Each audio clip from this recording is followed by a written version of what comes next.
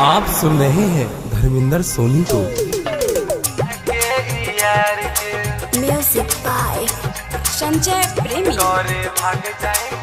रहे भातार हमर सौतीन के तारे, कोरियानी पुतारा से बोली ना डरे।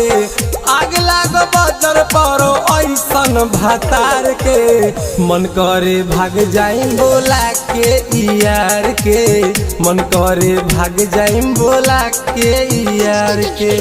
रहे भातार हमर सौतीन के तारे, कोरियानी पुतारा से बोली ना डरे। आग लाग बजर परो ऐसन भातार के, मन करे भाग जाए बोला के यार के। मन करे भाग जाए बोला के यार के।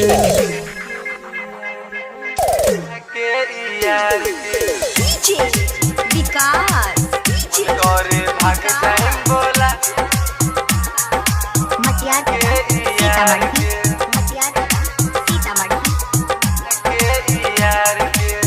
सजिया पापा भो सुतेला ना साथे, सखी रे सौतीन के संगे रात काटे। सजिया पापा भो सुतेला ना साथे, सखी रे सौतीन के संगे रात काटे।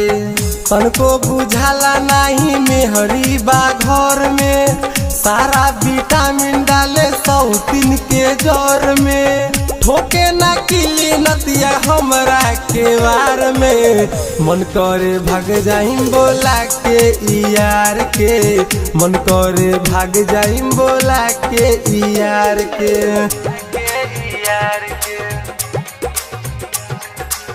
मन करे भाग जाइम। जसवंत हाथी राइटर दुख नहीं सहे, डीके सोनी के संगे नैहर में रहे।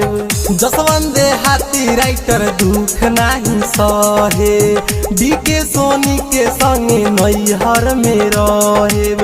पप्पू सुल्तान जुनिस दुख नहीं बूझे, ससुरा में हमर जवानी कटे छूछे।